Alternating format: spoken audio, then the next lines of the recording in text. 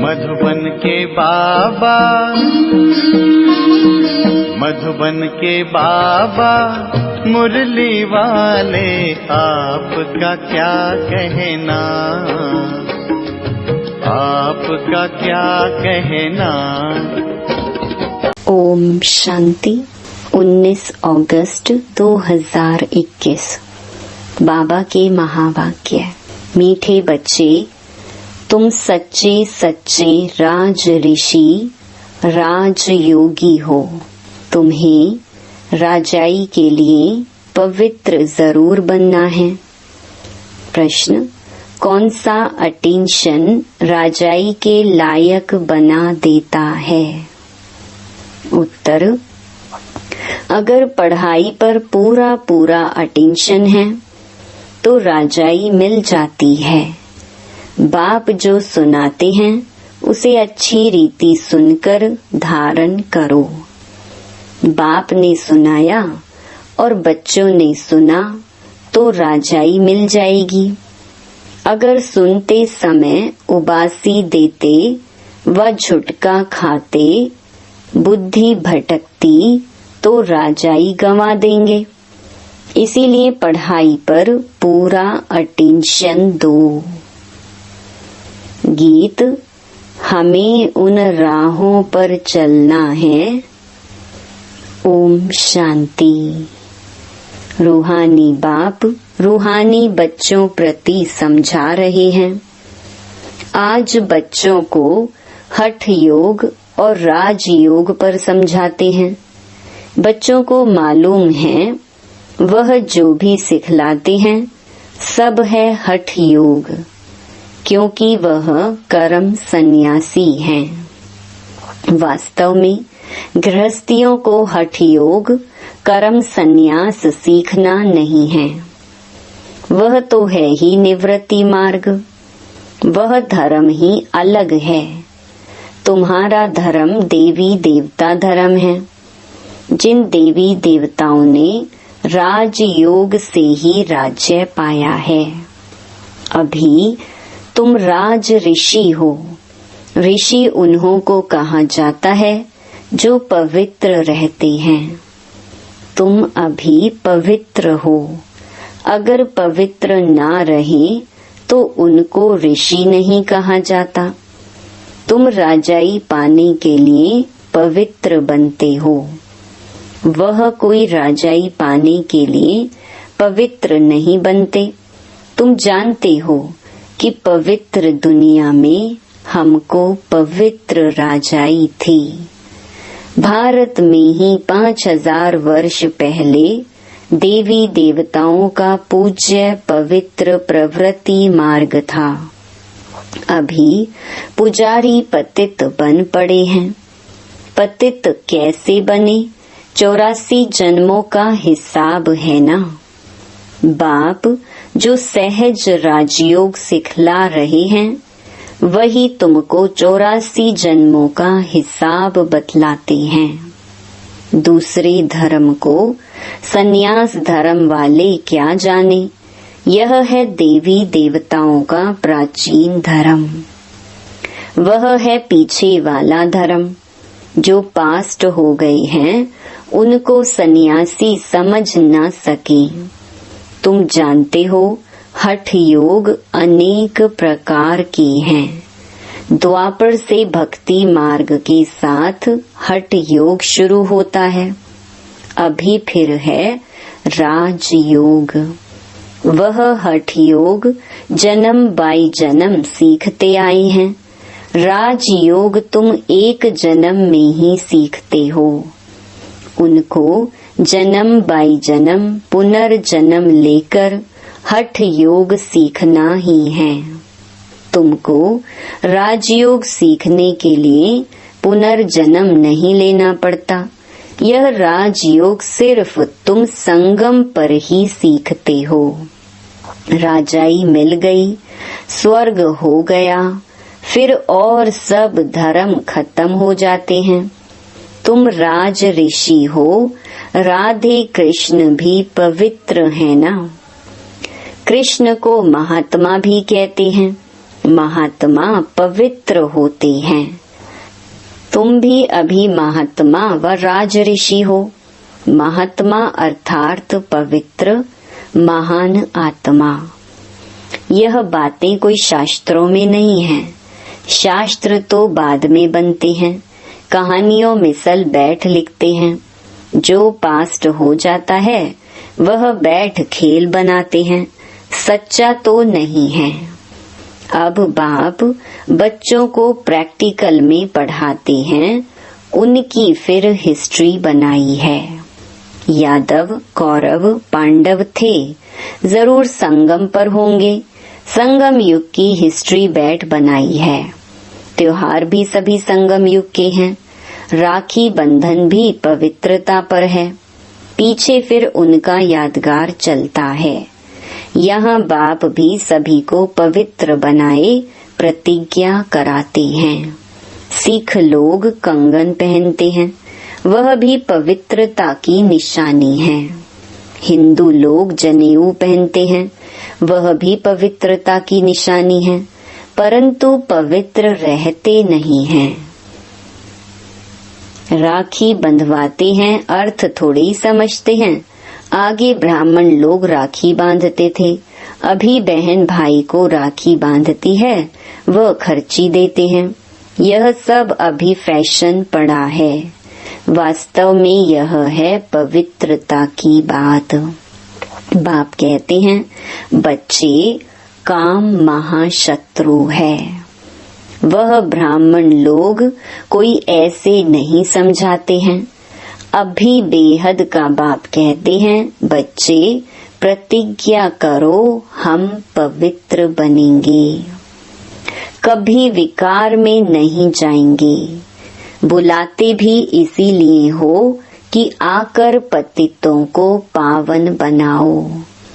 सतयुग त्रेता में कोई नहीं बुलाते, वह है ही राम राज्य। यह है रावण राज्य। राम राज्य में 5 विकार होते नहीं, यथा राजा रानी तथा प्रजा। अभी तुम बच्चे जानते हो, हम बाबा से स्वर्ग की बादशाही ले रहे हैं।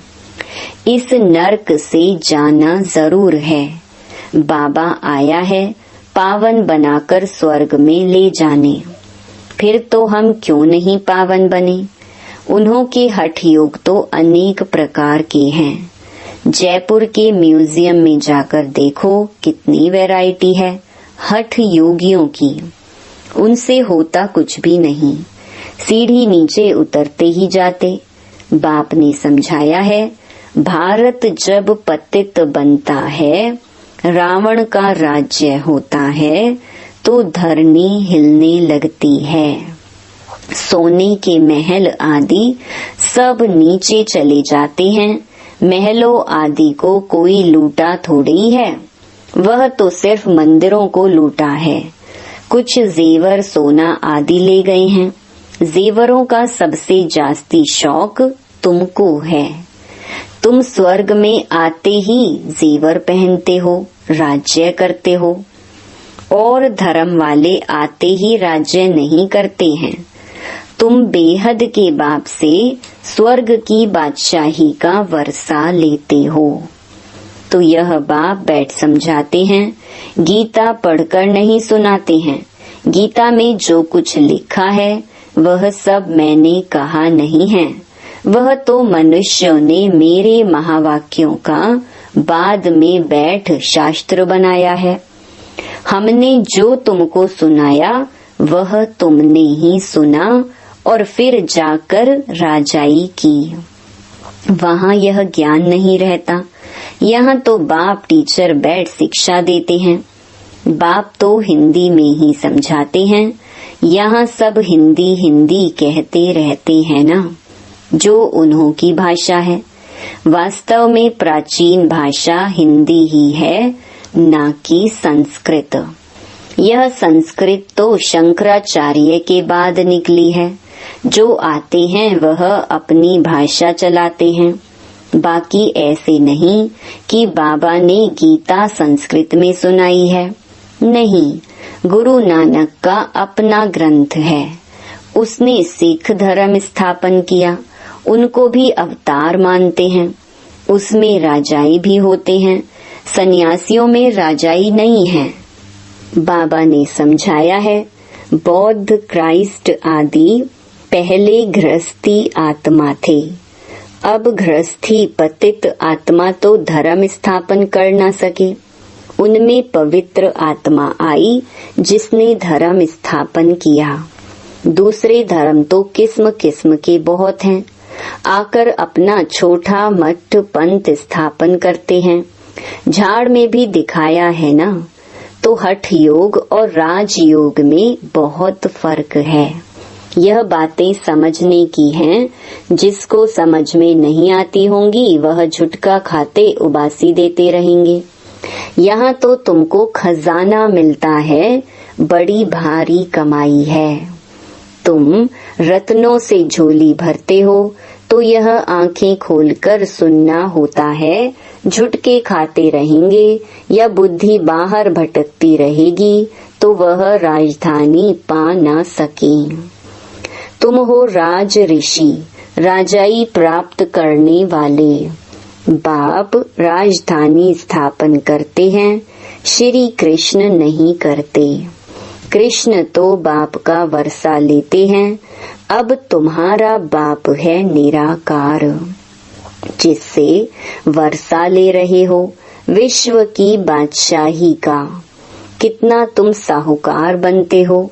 यहाँ एक ही बाप आकर राज योग सिखलाते हैं। सो भी घूमो फिरो, खाओ पियो, सिर्फ बाप को याद करो। साहूकार जरूर अच्छी रीति खाएंगे, वह तो अपनी कमाई का फल खाते हैं। माल पूड़ा खाओ या रोटी खाओ, याद करो बाप को। भल कुछ भी खाओ, पैसा तब किसके लिए है। बाबा कोई मना नहीं करते हैं, सिर्फ बाप से योग लगाना है। इस राजाई स्थापन करने में खर्चा नहीं है। उस लड़ाई आदि में कितना खर्चा होता है, एरोप्लेन पर कितना खर्चा होता है। गिरते हैं तो एकदम खत्म हो जाते हैं, कितना नुकसान हो जाता है। तो बाप कहते हैं चलते फिरते बाप को याद करो, स्वदर्शन चक्कर फिराते रहो। हमने 84 जन्म पूरे किए हैं, अब चलें वतन की ओर। घर जाकर फिर आए राजाई करेंगे। तुम एक्टर्स हो ना। वह बाइस्कोप तो 2-2.5 घंटा चलते हैं। यह बेहद का नाटक 5000 वर्ष चलता है। इनको मनुष्य ही जान सकते। यह दुनिया है कांटों का जंगल। बड़े ते बड़ा कांटा है विकार का, जो आदि मध्य अंत दुख देते हैं। दूसरे नंबर का कांटा है क्रोध। उनकी निशानी यह महाभारत लड़ाई देखो। कोई बात में गुस्सा आया तो झट बॉम्ब शुरू कर देंगे। अभी तो ऐसे ऐसे बॉम्ब्स बनाए हैं जो बात मत पूछो। सतयुग में कोई लड़ाई आदि होती नहीं, संगम पर ही यह महाभारत लड़ाई दिखाई है। दूसरे कोई शास्त्र में लड़ाई की बात ही नहीं। वहाँ तो सारे विश्व के तुम मालिक रहते हो, लड़ाई की बात हो ना सके। शास्त्रों में असुरों और देवताओं की लड़ाई दिखाई है, परंतु देवताएं अहिंसक हैं। तुम योग बल से विश्व के मालिक बनते हो। यह है साइलेंस बल। इसमें कुछ तुमको बोलना नहीं है। याद के बल से तुम बाबा से विश्व की बादशाही लेते हो। फर्क देखो कितना है। साइंस बल से विनाश होता है, उसी ही साइंस से फिर सतयुग में सुख देखेंगे। साइंस से इन्वेंशन करते हैं, वह तो सुख के लिए करते हैं। यह भी आकर कुछ ज्ञान लेंगे। प्रदर्शनी में तो सब आते हैं, आगे चल सब आएंगे। तुम्हारे इस साइलेंस बल का आवाज निकलेगा। तुम प्रश्न पूछते हो गीता का भगवान कौन। ऐसे प्रश्न कोई पूछ ना सके। जहाँ यह प्रश्न लिखते हैं तो उनके साथ चित्र भी दो। गीता का भगवान परम पिता परमात्मा या श्री कृष्ण, जो पूरे 84 जन्म लेते हैं। पतित से पावन बनाने वाला तो बाप ही है। कृष्ण की आत्मा तो 84 जन्म ले सांवरी बनी है। उनको बैठ समझाते हैं, तुमने 84 जन्म लिए हैं, तुम अपने जन्मों को नहीं जानते हो। एक्टर्स को पता तो होना चाहिए ना कि हम 84 जन्म कैसे लेते हैं। सन्यासियों का धर्म ही अलग है। भारतवासियों को अपने धर्म का पता न होने कारण और धर्मों में जाते रहते हैं। किसी गुरु की आशीर्वाद से किसको धन मिल गया तो उनके पीछे चटक पड़ेंगे। फिर दिवाला निकला तो कहेंगे खुदा की भावी। बच्चा मिला बहुत खुशी होगी। अच्छा 10-12 दिन के बाद बच्चा मर गया तो कहेंगे ईश्वर की भावी। इनको जिंदा करना हमारे हाथ में नहीं है। बाबा के बहुत ऐसे मिसाल देखे हुए हैं। ऐसे ऐसे बहुत होते हैं। यहाँ तो बाप बैठा है। बाप बच्चों को समझाते हैं, मीठे मीठे बच्चों पावन बनो। याद है जब महाभारत लड़ाई लगी थी तो द्रौपदी ने पुकारा था, बाबा हमको यह दुशासन नंगन करते हैं, हमको इनसे बचाओ। 5000 वर्ष की बात है। इन अबलाओं पर अत्याचार इस विश्व पर ही होते हैं। कई तो स्त्रियां भी ऐसी होती हैं जो विष बिगर रह नहीं सकती। उन्हों का नाम भी रखा हुआ है सूपनखा पूतना। जो विष के लिए तंग करते हैं वह हैं कंस, जरासंधी, शिशुपाल। यह सब विनाश को तो पाने ही हैं। इस समय है आसुरी रावण राज्य, फिर होगा ईश्वरीय राज्य। इस सारे चक्कर को तो तुम जान गए हो कि कैसे 84 जन्म लेते हैं। यह भूलता तब है जब विकार में जाते हैं। विकार में जाने वाले का मुंह ही पीला हो जाता है। खुद ही समझते हैं यह हमने क्या कर दिया। बाप कहते हैं, बच्चे इस विषय गटर में मत जाओ। यह तुमको आदि मध्य अंत दुख देने वाला है। इसमें ना पड़ो। कसम उठाओ कि हम विकार में कभी नहीं जाएंगे। भगवानुवाच है, काम महाशत्रु है। हर एक चित्र में पहले तो यह लिखो, ज्ञान सागर पतित पावन, गीता ज्ञान दाता शिव भगवानुवाच। तो फिर कृष्ण का नाम उड़ जाए। हमको गीता का भगवान बैठ यह बतलाते हैं। वही ज्ञान हम लेते हैं। भगवान ही आकर नई दुनिया स्थापन करते हैं और पुरानी दुनिया का विनाश होता है। रुद्र ज्ञान यज्ञ है ना, असुल है शिव बाबा। रुद्र बाबा नहीं कहेंगे। बॉम्बे में बाबुरी नाथ का भी मंदिर है। अब बबूल कहा जाता है कांटों को। बाबुरी नाथ नाम क्यों रखा है यह कोई समझते नहीं है। चित्र तो शिव का ही है, बाकी तो अनेक नाम रख दिए हैं। शिव बाबा ही आकर कांटों के जंगल को फूलों का बगीचा बनाते हैं। वही तुम्हारा बाबा है। उनका नाम है शिव। शिव परमात्माय नमः, ब्राह्मण देवी देवताय नमः। अक्षर बिल्कुल क्लियर है। अब वह परम पिता परमात्मा बैठ इस रथ द्वारा समझा रहे हैं। हूबहू जैसे लौकिक बाप समझाते हैं, बच्चे हमारे कुल को कलंक नहीं लगाना, कोई खराब काम नहीं करना। यह बाबा भी कहते हैं, बच्चे विकार में तो कभी नहीं जाना, पवित्र बनने बिगर स्वर्ग में ऊंच पद पा नहीं सकेंगे। बहुत जबरदस्त कमाई तुम कर रहे हो, बाकी सब गंवा रहे हैं। भल कोई के पास पदम है, बड़े बड़े महल बना रहे हैं, लाखों रुपये खर्च करते हैं। तुम समझते हो वह सब वेस्ट ऑफ टाइम है, यह कुछ काम नहीं आएगा, सब खत्म हो जाएगा। वह तो समझते हैं 10-12 हजार वर्ष चलेंगे। तुम बच्चे जानते हो मौत तो सामने खड़ा है सिर पर। थोड़े समय के अंदर यह अर्थक्वेक आदि हो, सब डामाडोल हो जाएगा। अर्थक्वेक आदि में अनगिनत मर जाते हैं। अब तो विनाश होना ही है।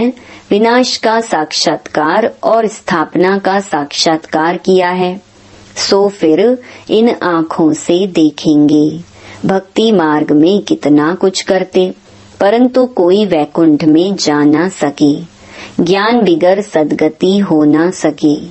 यह सब भक्ति मार्ग के खिलौने हैं। अच्छा, मीठे मीठे सिकिलधे बच्चों प्रति मात पिता बाप दादा का याद प्यार और गुड मॉर्निंग। रूहानी बाप की रूहानी बच्चों को नमस्ते। धारणा के लिए मुख्य सार। पहला, कुल कलंकित करने वाला कोई भी खराब काम नहीं करना है। पवित्र बनने की अपने आप से प्रतिज्ञा करनी है। दूसरा, अब अपना टाइम मनी वेस्ट नहीं करना है। फूलों के बगीचे में चलने के लिए कांटे निकाल देने हैं। वरदान। पहले आपके पाठ द्वारा ताजधारी बनने वाले चतुर सुजान भव। जैसे बाप दादा अपने को ओबीडियंट सर्वेंट कहते हैं, सर्वेंट कहने से ताजधारी स्वतः बन जाते हैं। ऐसे आप बच्चे भी स्वयं नम्र चित्त बन दूसरे को श्रेष्ठ सीट दे दो। उनको सीट पर बिठाएंगे तो वह उतरकर आपको स्वतः ही बिठा देगा। अगर आप बैठने की कोशिश करेंगे तो वह बैठने नहीं देगा, इसीलिए बिठाना ही बैठना है। तो पहले आपका पाठ पक्का करो, फिर संस्कार भी सहज ही मिल जाएंगे, ताजधारी भी बन जाएंगे। यही चतुर सुजान बनने का तरीका है।